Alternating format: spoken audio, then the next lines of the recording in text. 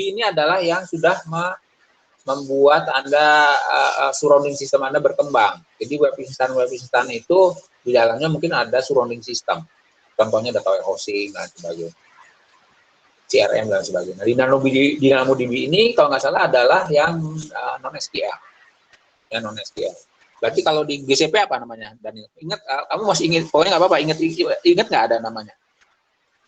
Database-nya apa ya? Database non SQL biasanya itu DynamoDB itu. Kalau di AWS, kalau di GCP apa? Atau di Azure siapa yang apa? Anjaya apa? Di Azure juga. Saya belajarnya AWS Pak sebenarnya. Sama juga ya. Data store Ya. ini apa ya? Mungkin Google juga ya. Data Store. Data store. Coba Anda bandingin aja lah nanti ya. Anda berdasarkan dokumen saya, Anda tinggal tulis aja di sini. Kalau misalnya Anda gambarnya diulang lagi, ini sih sama web instan. Kalau RDS ini mungkin nanti database relational lah istilahnya ya. Terus segala macam. Pak, ini emang kalau di atas 500.000 ini emang pakai 2 availability zone ya Pak ya? Gimana? Anjaya? Pakainya emang pakai 2 AZ ya Pak ya? Iya, Nggak 2 pakai AZ. 3 AZ atau 4 AZ gitu? Ya, supaya aman. Supaya availability-nya semakin tinggi gitu. Oh, oke Pak. Tapi lihat sekelas di Globe saja, ini sekelas di Globe, dia bikin replikasinya di 1 AZ. Saya nggak tahu pertimbangan proposalnya seperti itu, nggak tahu kenapa ya. Saya nggak ikutan soalnya di depan, saya cemplunginya di tengah protes. Masalahnya itu. Apakah mau menghemat nilai proyek dan sebagainya, biasanya sih budget, masalah budget. Gitu. Nah ini selalu terjadi synchronize antara sini, datanya terutama, datanya. Dari master ke standby, lalu ke RDS-nya masing-masing. Jadi kalau ini replika saja sih sebenarnya. Replika itu nggak kelihatan bacanya. Jadi ibarat seperti mirroring ya replika itu ya. Kecepatannya modelnya kayak gitu. Jadi udah nggak kelihatan. Jadi dia nggak mengganggu si masternya dan EIR yang di sini juga tidak mengganggu standby-nya. Nah terus di sini ada Elastic Cache. Elastic Cache ini fungsinya seperti cache Anda ya di dalam komputer supaya akses untuk data-data yang current misalnya itu lebih cepat. Jadi nggak perlu ke sini, tapi dia sinkronan. Jadi ini data ini sudah ada di sini juga sebenarnya, yang terbarunya itu. Yang perlu dimasukkan ke cache.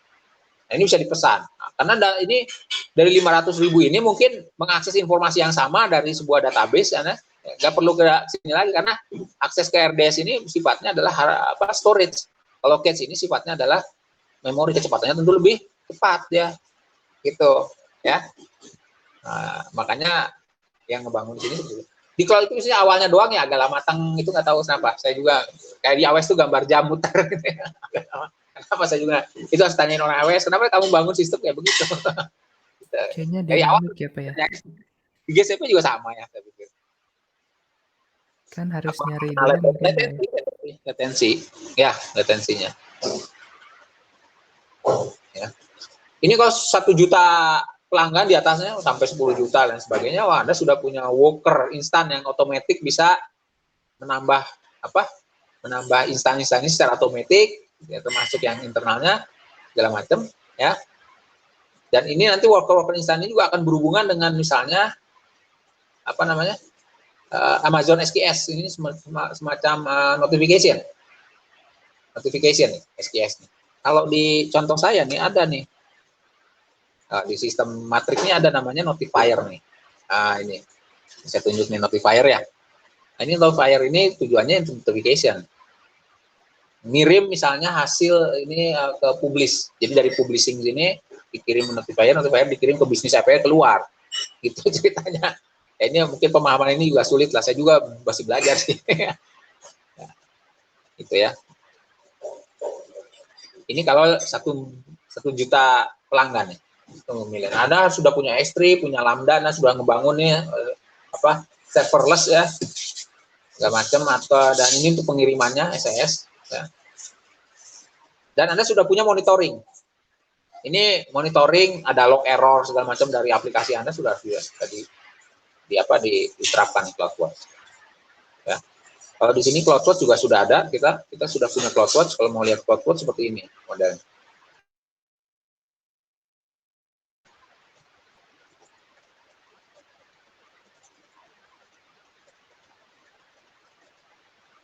Oh, ini juga Cloud9 ya. Bentar. Sini aja lah. Cek. Exit. Bentar. Lupa lagi saya.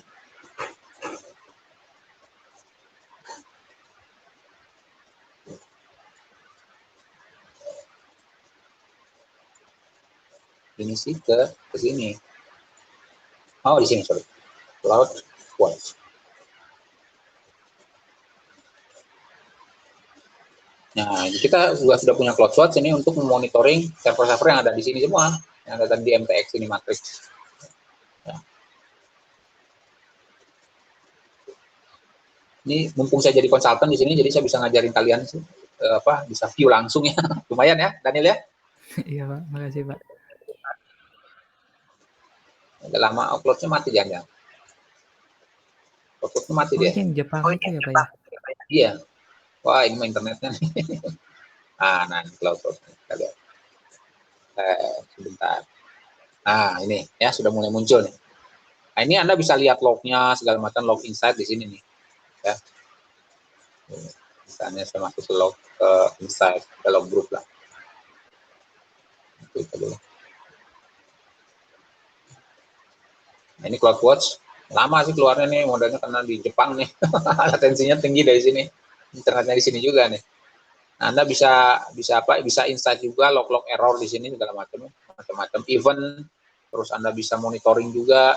Nah, ini kan komputer-komputer yang tadi lah ini. Coba ada 5.0 yang tadi, ini namespace-nya, matrixnya.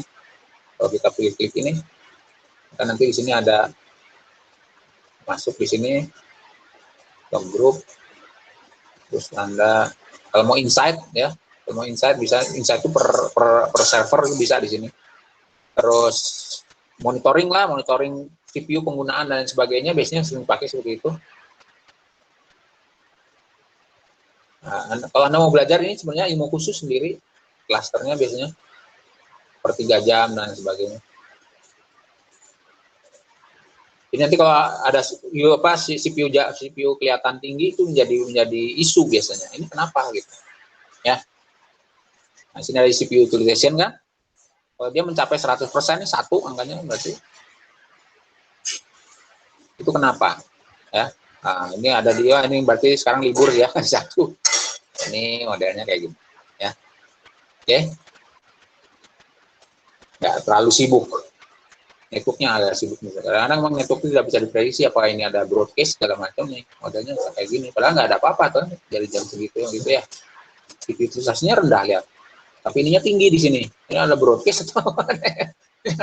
Jadi kalau saya suka saya tanya ini ke si apa yang partnernya nih. Kenapa nih? Biasanya dianalisis seperti itu.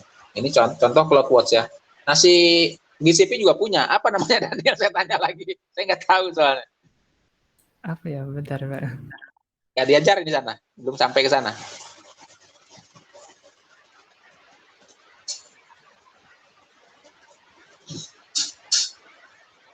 Ya sambil carilah ya. Menarik sebenarnya. Oke, summary-nya. Wah, pas nih. 1,5 jam. Many services moving to the cloud itu bisa secara remotely availability, pay as you go, high availability. Jadi semua service yang pindah ke cloud nanti Anda punya layanan remotely available, berbayar sesuai pemakaian, high scalability. Terus beroperasi dalam lingkup yang besar, ya, share data center. Data center biasanya menggunakan virtualization untuk meningkatkan utilisasi dan mengurangi ongkos, ya, virtualization itu. Dan masih banyak challenge-challenge yang lain terkait resources management yang tadi, terkait penggunaan virtualization dan data center. Ya. Oke, ada pertanyaan? Silakan. Daniel, Hanjaya, yang lain, Albertus, ini nggak pernah nanya Albertus. Alfianto, mana? Apa kabar Alfianto? Alvereka, Budiman, Ferani, Hana, sekarang Hana presentasi ya? Kelompok terakhir ya? Iya, Pak. Oke, ada pertanyaan nggak, Daniel? Ada pertanyaan? Anjaya, lagi? Franciscus? Cukup? Oke, kalau tidak ada pertanyaan, mudah-mudahan ini berguna ya buat kalian. Siapa tahu Anda mau buat startup ya. Ada yang udah punya ide, punya bikin startup? Ya Anda, Albertus? Gimana Albertus? Anda sudah punya ide mau membangun apa setelah lulus? Belum ada sih Pak. Belum ada. Atau mau kerja di perusahaan? Baru kerja aja sih Pak. Pengennya kerja. Masih takut yang bangun startup ya? Wah, Anda harus Dari pengalaman punya dulu Rizky, Pak. Pak. dari pengalaman dulu. Pak, pengalaman lah 3 tahun Iya. aja habis itu startup ya. Sambil kerja Iya, Pak. startup itu nanti ya. Sambil kerja ada Bahaya, waktu Pak, bikin startup. bahaya. Hah? Rizky. Risiko besar, Kenapa? Pak. Risikonya besar, Pak. Kalau apa? Startup. Iya. Iya, tapi itu ada peluang yang bagus menurut. Kalau minimal ya Anda punya backup di rumah lah sama orang tua Anda. Iya, Pak. Betul. Ya, kalau bangkrut seperti apa lah ya modalnya. Emang sudah pernah dianalisis dari sekian kan kalau di web engineering saya sudah ajarkan dari 100% project web apps yang berhasil cuma 20% kan? Betul? Itu aja bukan startup semuanya ya. Mungkin. Nah, kalau misalnya di startup Anda membangun, ada analisis nggak secara ekonomi? Itu penting tuh. Dari misalnya dari di Indonesia atau di dunia lah, dari sekian juta startup baru misalnya yang sukses hanya sekian, sedikit sekali. Yang penting begini sebenarnya dalam membangun startup itu di luar konteks IT itu bahwa ide yang mau diterapkan di startup itu biasanya kalau Anda ingin punya banyak pelanggan itu adalah yang harus memasyarakat. Apa yang dipakai di masyarakat? Contoh, ojek dipakai di masyarakat. Contoh, belanja dipakai di masyarakat, e-commerce. Apalagi, ada lagi yang dibilangin. Itu susah justru ide itu. Tidak bisa orang IT itu mencerna seperti itu kadang-kadang karena dia bukan bisnismen. Tidak bisa mencerna, ini apa yang gitu. Tapi bisa nerapin. Itu. Makanya Anda harus bekerja sama dengan orang ekonomi biasanya. Atau orang apa yang punya visi yang lebih luas tentang itu. Ya, paham ya? Ya, mudah-mudahan nanti Anda kalau kerja di perusahaan baru, terus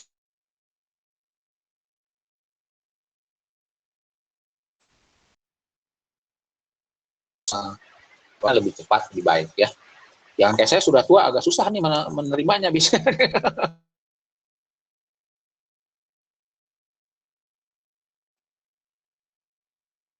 Di room ini adalah yang belum presentasi setengah jam saja lah ya. Kita jadi 2 jam aja kuliahnya terakhir.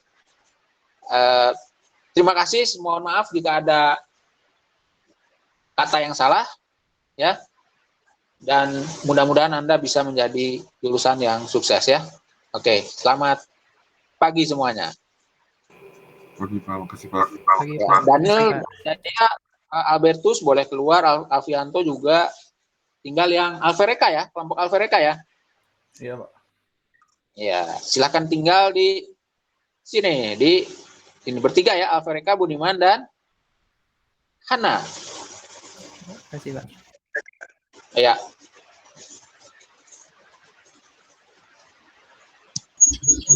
Kakak, Bapak, ya. ini yang di presentasinya nomornya jangan.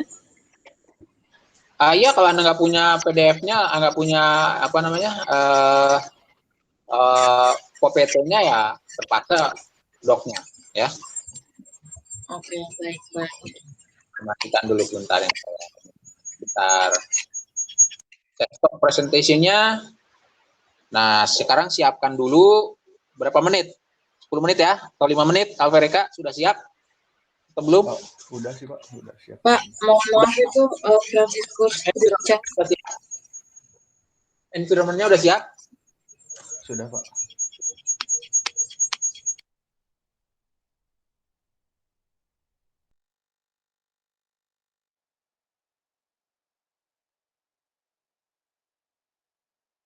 Sudah naik. Berarti istirahatnya nggak lama-lama ya. Cukup 5 menit, Anda ambil minum.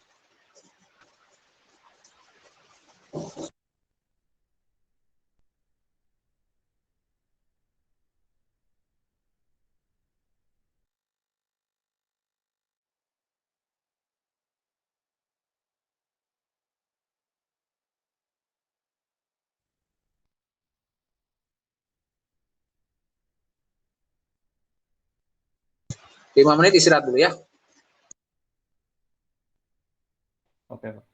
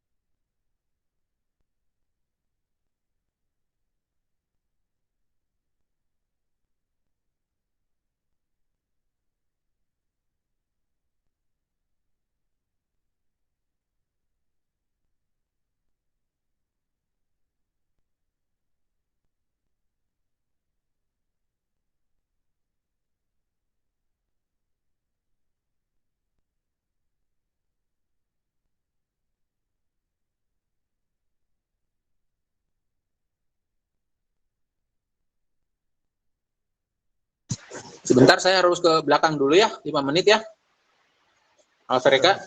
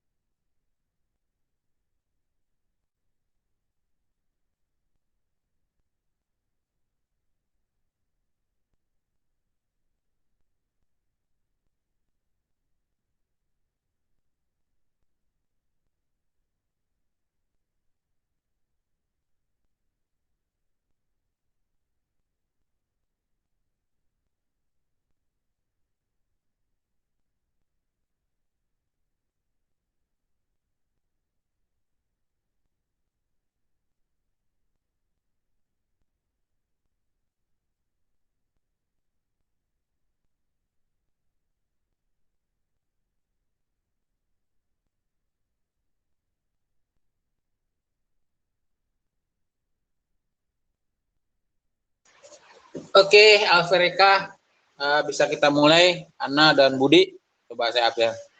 Ana ada ya? Alvereka ada? Budi? Ada, Pak. Budi ada? Oke, silakan. Siapa yang mau presentasi dulu? Kalau saya saranin sih dari dokumen laporan. Laporannya udah diupload ke Google Classroom? Belum, Pak. Upload dulu deh, 1 menit, 2 menit. Boleh. Di bagian tugas besar ada, di bagian classwork ada tugas besar ya. Masukin aja ke situ.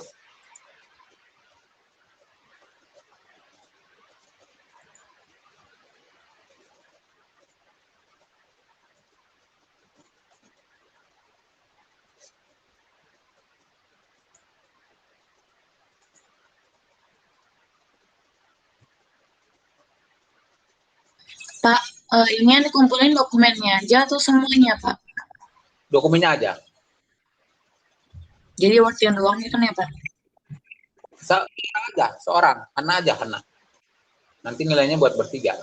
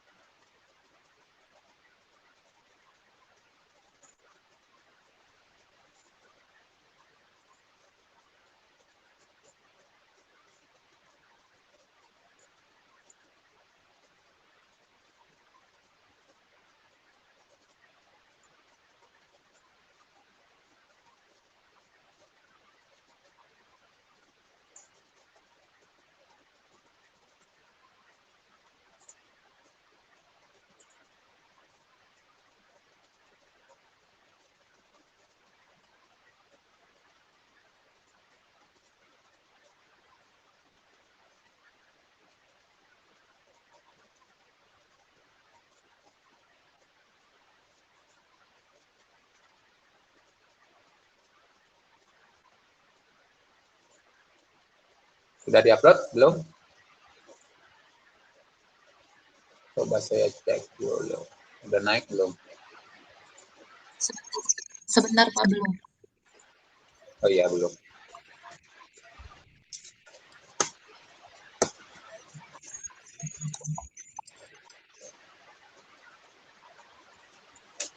Hana aja yang naikin ya. Nanti dinilainya semua.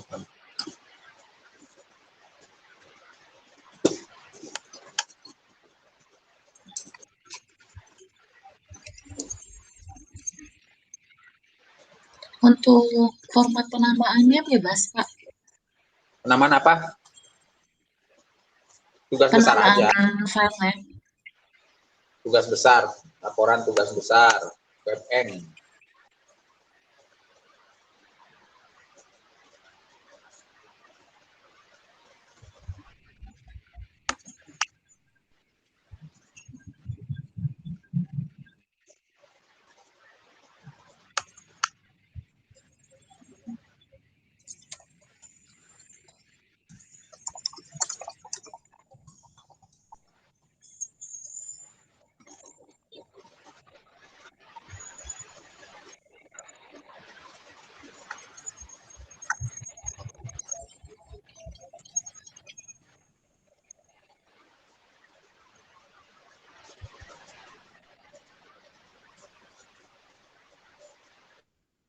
Sudah, Pak.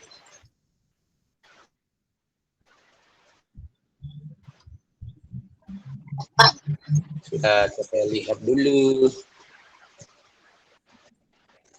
Oke, silakan dibuka, di-share dulu. Ini. Izin share screen, Pak. Apanya? Dokumennya, terus siapa yang mempresentasi itu? Hana, Pak. Nah ya. Izin share screen, Pak. Ya. Yuk. Kita download dulu ya. Paling misalnya 1 menit. Download. Apakah sudah terlihat, Pak? Terlihat. Siap. Bentar, saya download dulu. Selamat Saya bisa baca. Bentar. Nah. Baik, Pak.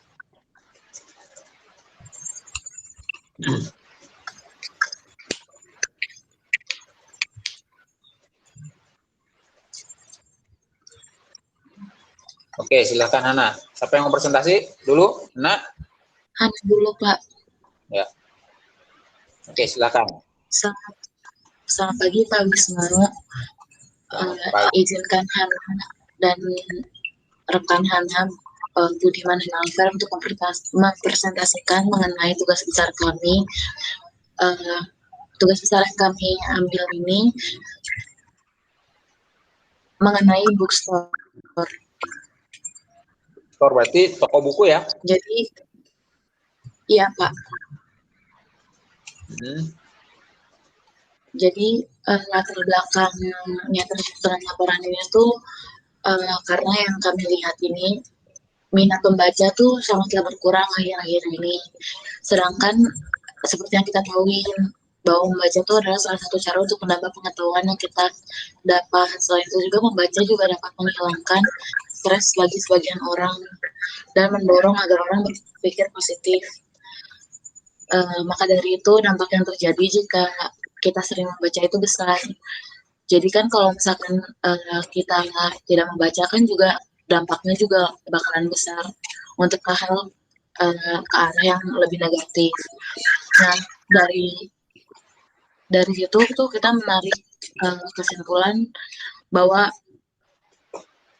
kalau misalnya tugas besarnya tuh kita mau menyediakan sebuah sarana untuk orang lain tuh lebih mudah untuk mengakses e-booknya atau bisa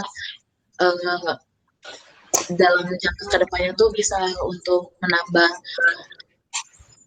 minat orang baca karena kan itu berupa buku yang e-book gitu Pak.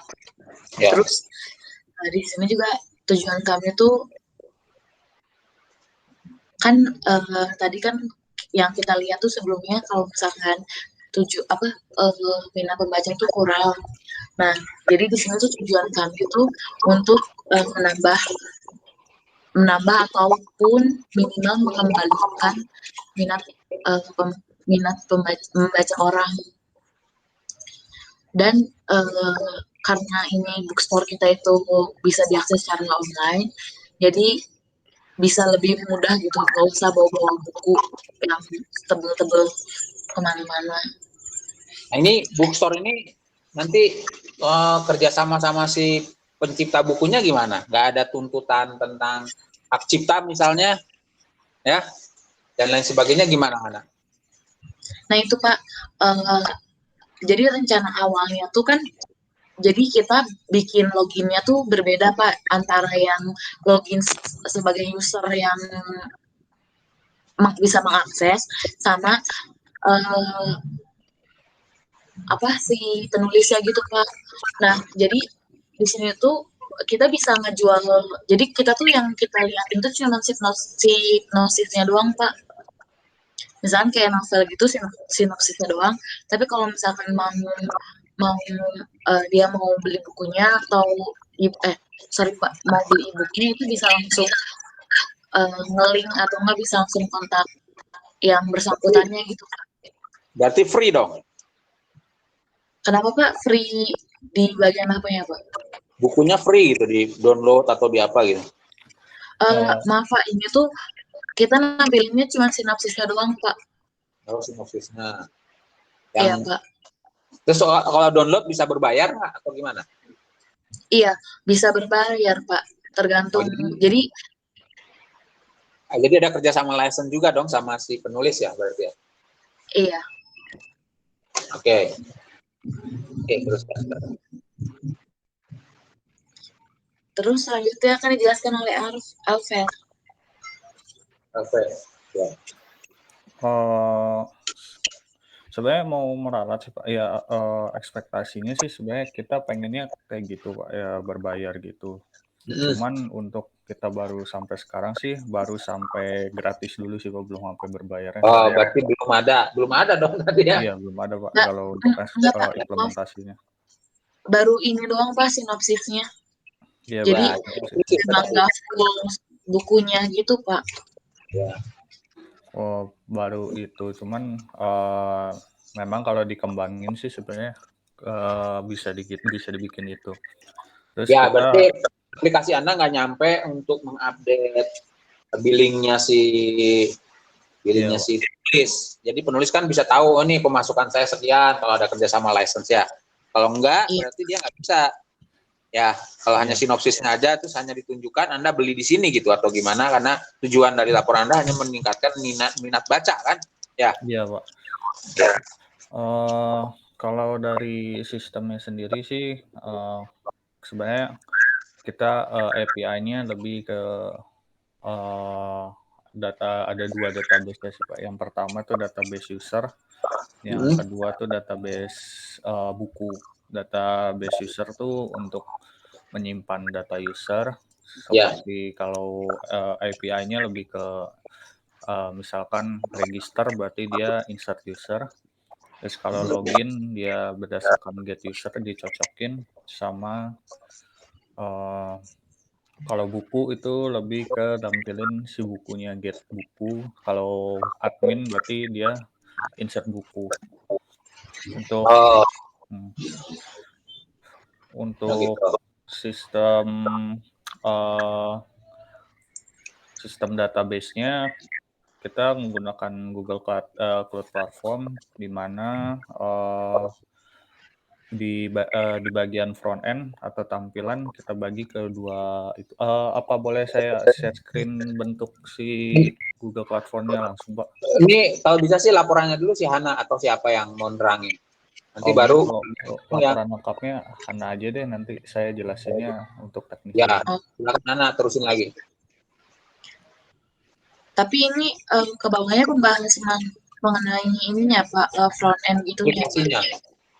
Iya, nggak apa-apa dibahas dulu, nanti baru di aplikasinya, di online-in, di show off ya aplikasinya. Kamu tinggal baca aja sebetulnya. Iya Pak. Jadi yang pertama itu ada login. Nah, yang ini tuh screenshotan dari program kami. Nah, di sini tuh yang kita bisa lihat di dalam form login itu ada username sama password. Yang dimana kalau misalnya kita udah klik button login itu, dia tuh bakal ngecek ke database user tadi Pak.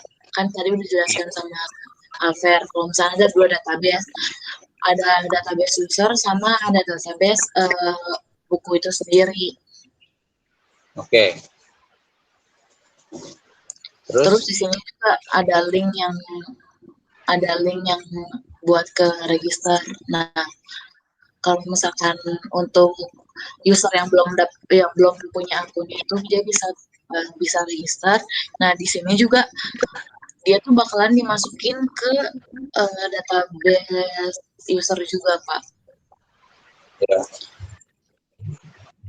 Selanjutnya, di situ itu di register dia ada ngecek kayak phone number, itu dia harus ngisinya dalam bentuk angka.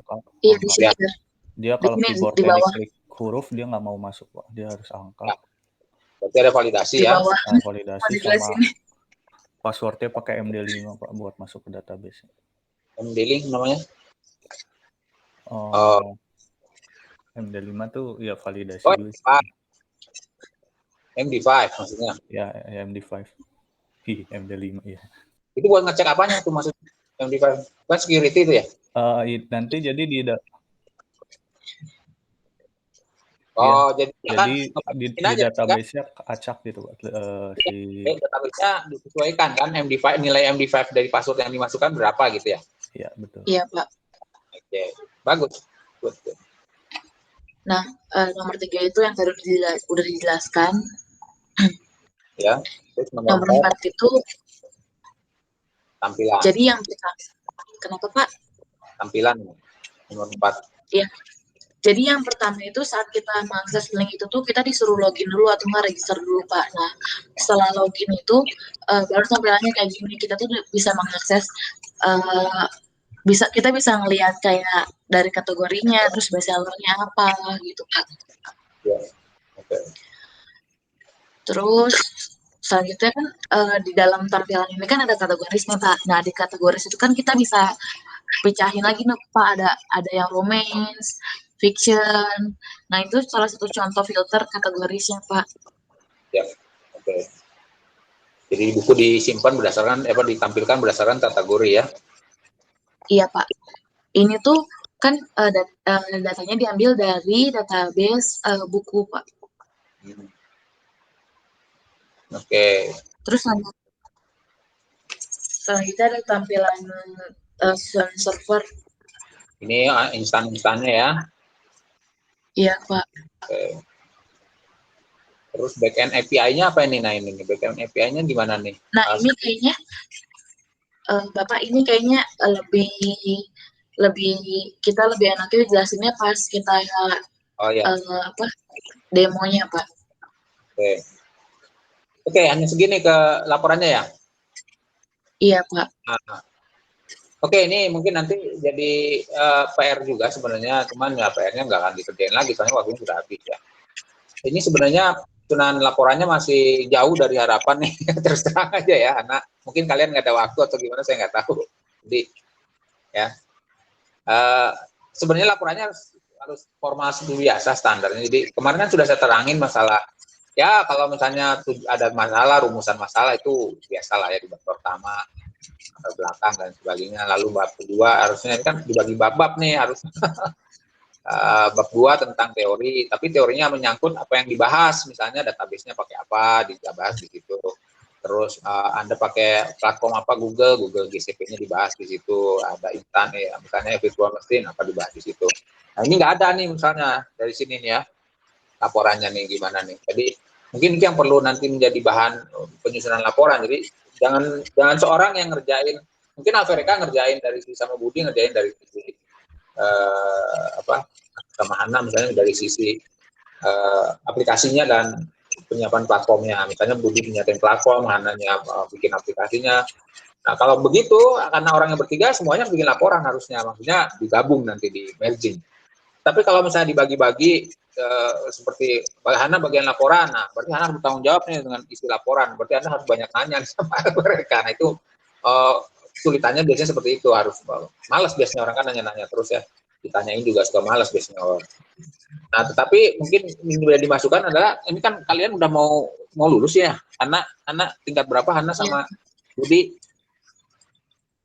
Nah dari situ kamu harus sudah terbiasa menyusun rumusan masalah, latar belakang dan sebagainya, itu sudah disiapin dari sekarang tuh bab 1 bab 2 tuh sudah harus punya draftnya sebenarnya ya. Dan draft sebenarnya bisa dipakai di mana-mana di semua laporan perkuliahan ya, tinggal copy paste, tinggal dirubah-rubah dikit. Latar belakang kalau teori pasti banyak menyangkut sama deh. Paling kan menyangkut masalah arsitektur segala macamnya. Arsitektur dasar, atau misalnya nanti pas bab 3 pembahasan, dan disitulah arsitektur utamanya dan sebagainya. Jadi ini dari sisi laporan terus terang aja masih kurang, nah makanya Anda harus kejar dari sisi aplikasinya ya. Oke, sekarang siapa yang mau presentasi aplikasinya? Saya. Oke, silakan. Di sharing. Di Google Meet.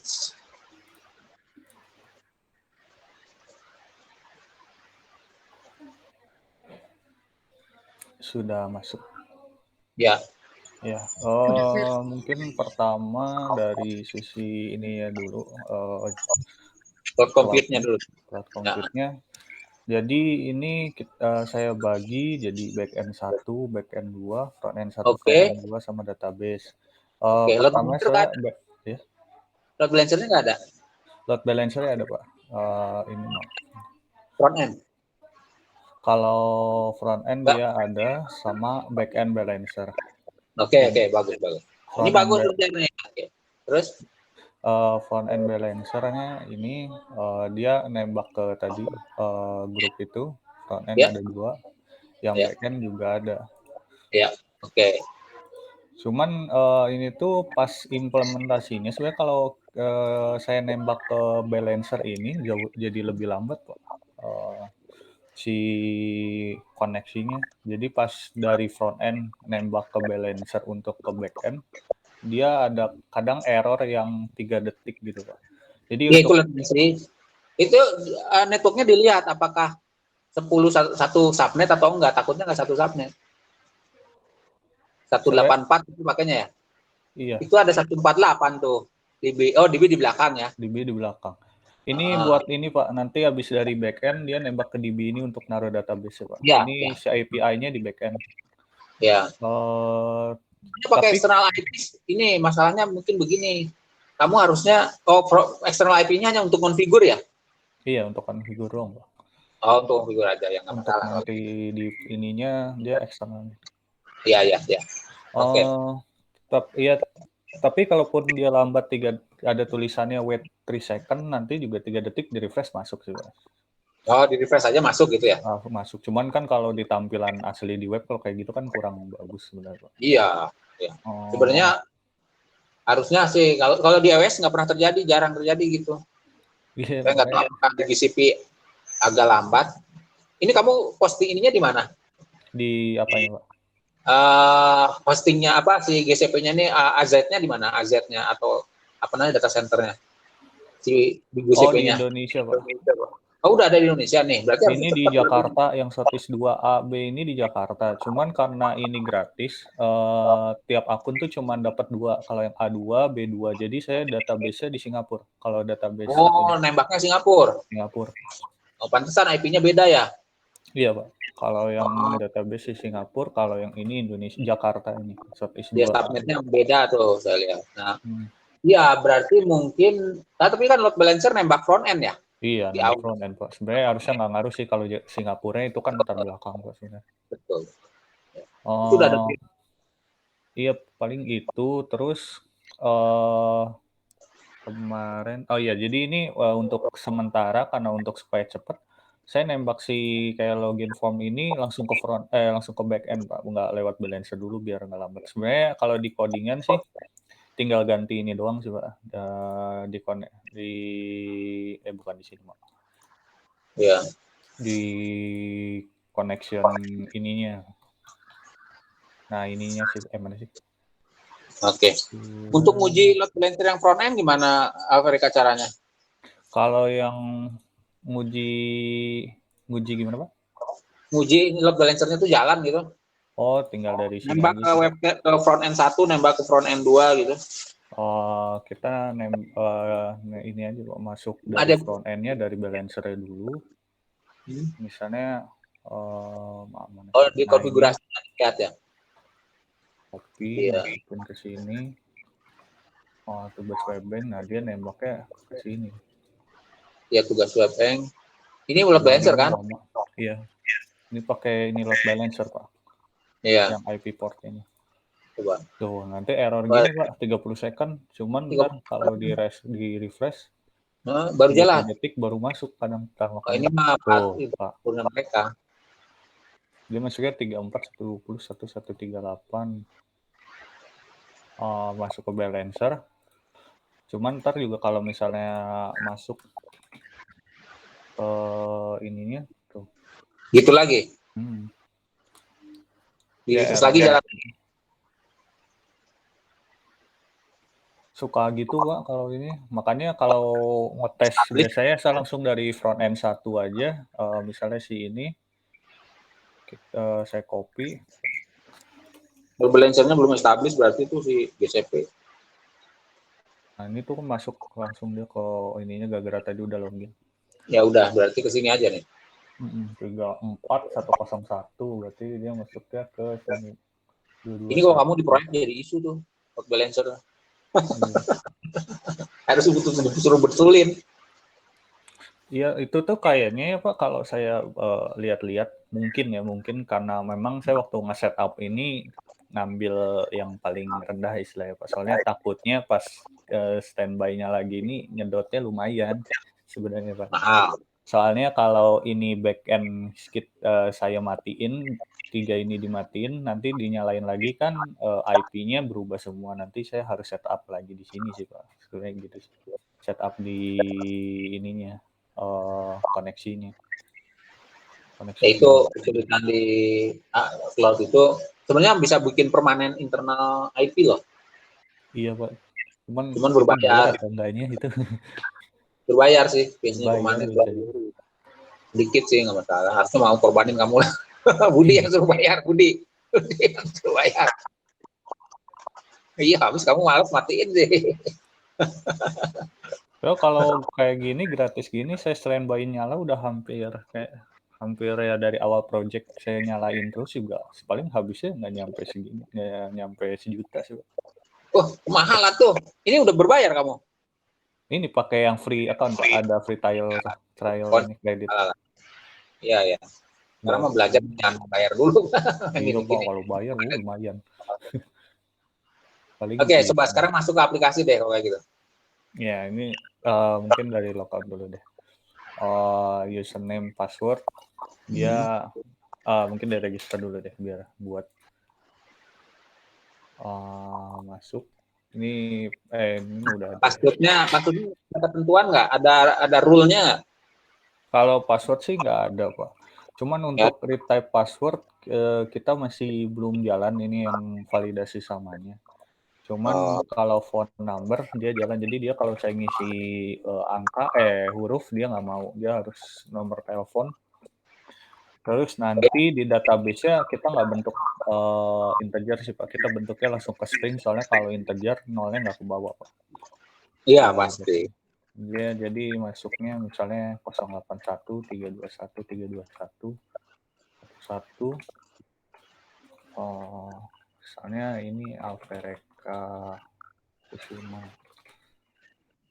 Namanya Alvereka Kusuma @gmail.com. Nah, untuk email juga sebenarnya harusnya sih kalau bagusnya divalidasi ke Gmail-nya langsung.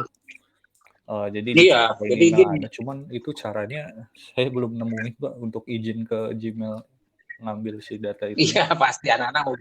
Coba kamu kasih Alvereka 1 gmail.com misalnya registernya. Pasti masuk ya? Masih masuk. Nggak usah pakai titik. Masih masuk. Berarti validasinya belum ini ya? Iya, belum jalan Pak. Harusnya sih @gmail.com-nya harusnya ada validasi yang @gmail.com atau @apa.com. Itu sebenarnya ngeceknya ke mailbox tuh sebenarnya kalau Anda nembak itu ke mailbox-nya dia itu ada return value-nya sebenarnya. Jadi return value-nya tuh berapa itu kalau ada itu mailbox itu bisa. Jadi benar dikatakan true. Kalau enggak ya true false aja nembak ke enaknya nembak mailbox. Jadi ngetes SIMTP namanya, SIMTP ditembak ke sana. Terus returnnya true itu berarti mailbox itu ada. Even user itu mailbox itu aktif atau enggak tahu. Ya. Oke, coba register. Submit. Nah, dia kalau terus kita ngecek di database-nya bisa dari Postman ini atau ini copy aja taruh di sini. Nah, dia ada bisa di sini. Ya. Terus itunya apa namanya? Orang untuk melakukan konfirmasi, nggak ada konfirmasi ya? Konfirmasi gimana? Oh iya, konfirmasi ke email gitu belum ada Pak. Iya, belum ya. Nah itu tuh Pak, saya juga mau nanya itu Pak, untuk konfirmasi email gitu, itu sebenarnya gimana caranya Pak maksudnya? Jadi dia ngirim aja ke sana. Terus kamu di dalam autentikasi kamu atau dalam database di dalam tabel aja kamu bisa buat satu tabel lagi bahwa orang ini adalah valid atau eligible gitu aja. Nanti tiap akses, apanya?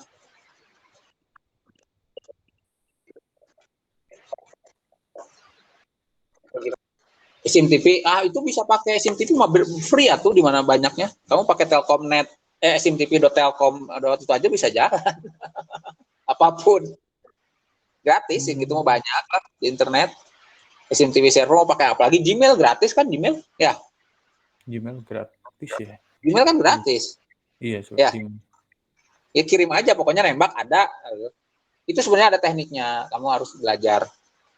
Itu end to end karena Anda nanti kalau masuk perusahaan membangun pasti sampai ke tahap itu untuk validasi untuk konfirmasi karena orang register nggak boleh sembarangan ya, misalnya datanya valid berarti dia emailnya ada gitu ya, udah segala macam sebenarnya ngeceknya gitu. Jadi orang ini benar-benar ada ngebales gitu, itu aja sebenarnya ada respon. orangnya ngebalas benar mau daftar gitu. Kalau enggak, berarti pura-pura doang yang daftarnya gitu. Ya. Kalau memang pura-pura nanti di-delete aja yang nggak eligible. Jadi nanti ada status yang dari register itu si ID tersebut itu adalah eligible. Masuk di forum si itu aja, forumnya si siapa si daftar username-nya aja boleh. Di belakangnya ada satu field lagi namanya eligibility field lah. Oh, Nah, di bikin situ tabel baru gitu. nggak usah bikin tabel, tapi di satu didaftarin di situ, dimasukin dulu database si hasil registernya kan dimasukin ya. Iya. Nanti di satu kolom tambahin eligible-nya yes or no, atau Anda mau pakai apalah terserah eligible atau not eligible ya boleh. Nanti setiap misalnya dia belum mencoba login, belum konfirmasi, nggak bisa, dia cek dulu ke situ. Cuma gitu aja bikin programnya, sederhana kok. Ya, betul Afrika ya? Iya, betul. Iya.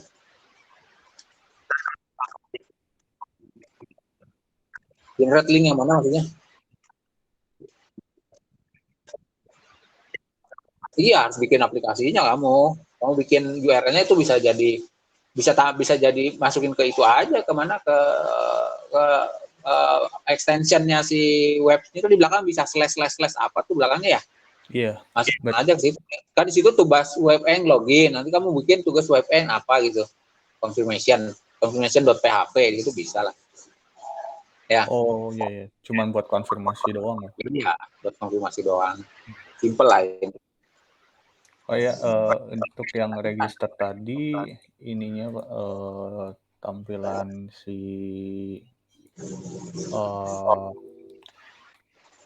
codingannya, ini sih nggak apa, cuman untuk ininya, ke database-nya dia nembak ke API. Mana API-nya? Insert to username value. Coba saya lihat API-nya dulu. ini coba. Dari user dulu. Dia di sini ada yang namanya mana ya? Nah, ini register ini. Action post dia masukin dari yang tadi itu ke sini. Request. Dia request ke ini Pak, ke controller di sini fungsinya sebenarnya untuk nembak lagi ke ini Pak, ke visits-nya ini. Jadi ini isinya function buat masing-masingnya, ada get user, create user, terus ada register. Register ini dia harusnya ke create user. Create user ini, terus nanti di user visits-nya ini. Nah, di sini masuk mana ya create user ya?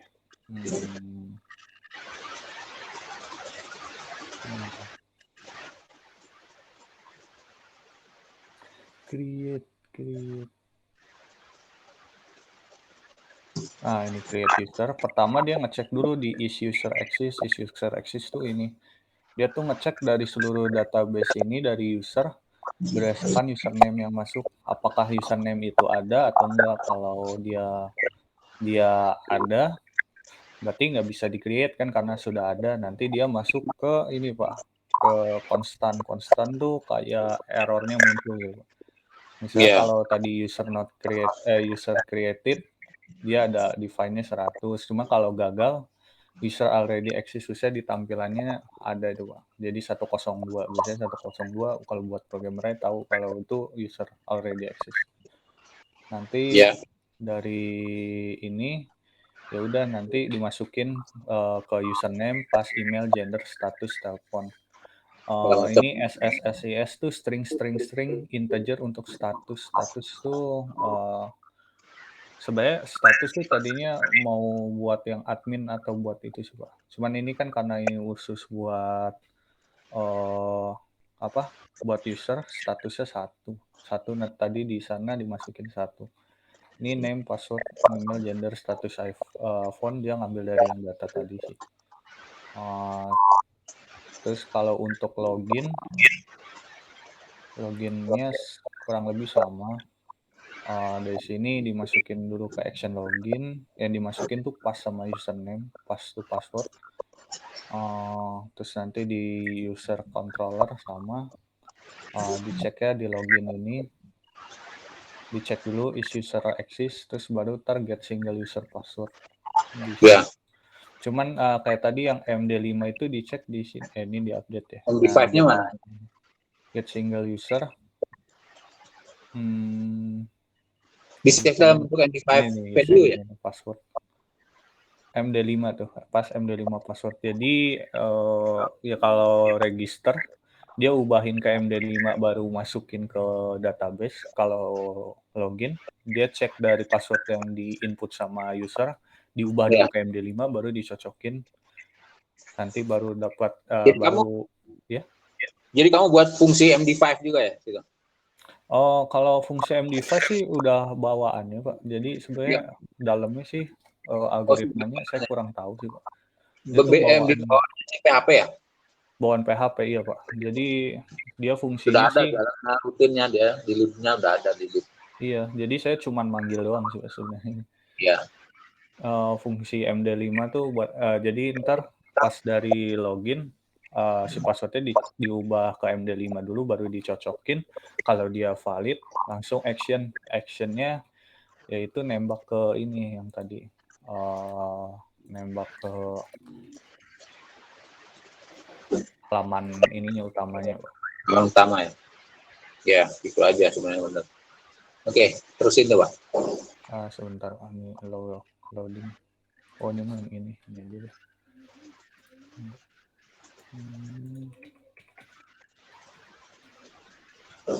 Masuk ke sini sebenarnya. Ya. Tampilannya.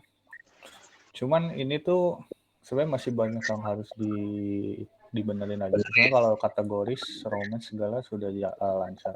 Dia berdasarkan kategori, tinggal dipanggil aja sih sebenarnya. Get all data from kategori ini romance.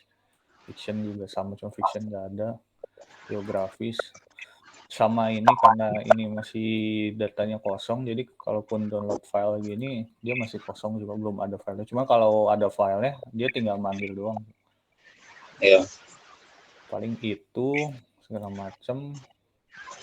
Sama new release juga masih kosong, cuman semua jalan. Logout juga ntar dia balik lagi ke sini untuk login lagi. Paling baru itu sih, Pak. Oh, paling ini deh cobain salah password ya. Karena salah password. Lalu dia masuk ke salah user. Change password. Coba lagi. Saya salah input password. Oh, salah. Tadi ada tampilan pop up tuh. Pop up. Itu nunjukin doang, Pak. Kalau misalnya itu salah password. Ya. Enggak. Ya, ini juga error gitu. Ya, sebenarnya itu harus dibuang tuh yang gitu. Bisa nggak ngebuang? Ngebuang ini ya. Emang. Itu dari si sistem gitu sebenarnya. Buat dimatiin. Pop up itunya. Ya oke lah anyway. Paling ya gitu tuh, soalnya kalau kayak koneksi ini, nah ini koneksi itunya masih API-nya nembak ke itu sih. Nembak ke langsung ke front end-nya, belum ke balancer. Ya. Udah cuma itu doang ya yang bisa dipresentasikan. Iya, baru itu kok. Oke. Sebenarnya ini perlu masih banyak dikembangin ya, betul nggak Hana sama Budi? Betul nggak, Bud? Nah, satu kekurangan tadi dari isi penulisan adalah masalah, kan saya sudah ajarkan kemarin masalah asumsi untuk pembuatan pembangunan web apps ya di bawah metodologi atau di bawah aturan tentang web engineering ya. Nah, sebenarnya Anda harus pahami juga tentang yang pernah saya berikan dulu, karena kelompok-kelompok lain memberikan tuh schedule, terus pura-puranya kita di project sebenarnya, terus apa lagi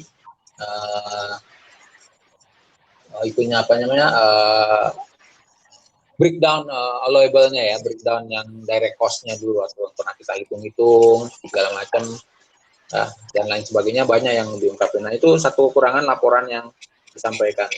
Yang kedua adalah masalah environment. Kayaknya environment-nya ini kita bisa menyalahkan Google sebenarnya.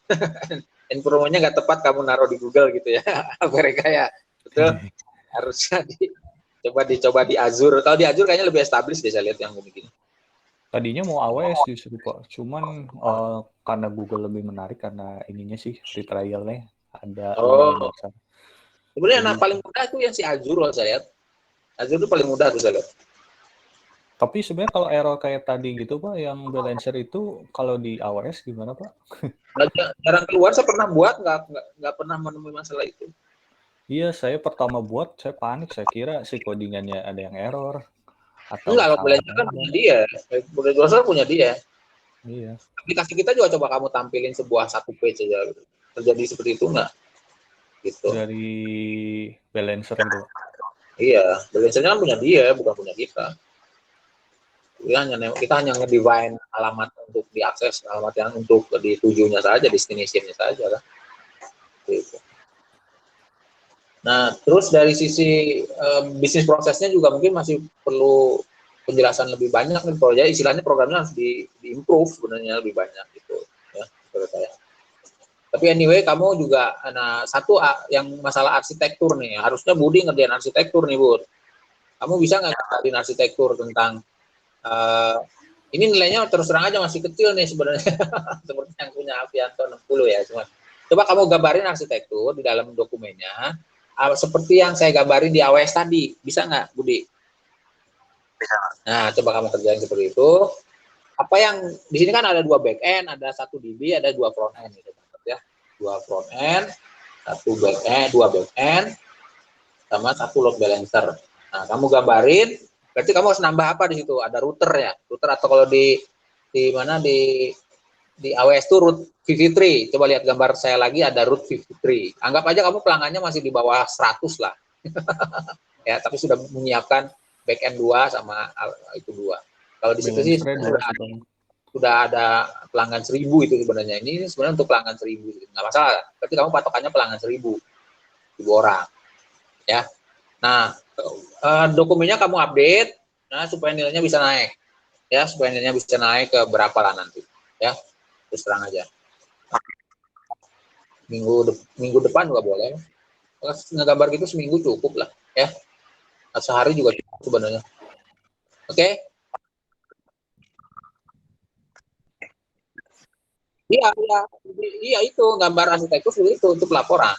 Nah, kamu kok minta sama Alvereka aja nih supaya kan Alvereka nanti saya kasih akses aja. Jadi cocok itu dengan implementasi gitu ya. Oke? Itu aja dulu deh kamu kerja supaya kamu nanti menyiapkan ke tugas akhir di skripsi harus lebih bagus lagi ya. Betul Alvereka? Iya, Pak. Oke, kalau nggak ada lagi mungkin cukup sekian dulu. Nanti penilaian setelah dokumen kamu masuk ya dari si Budi atau Hana ya. Oke, Pak. Selamat pagi semuanya. Pagi Pak, terima kasih Pak.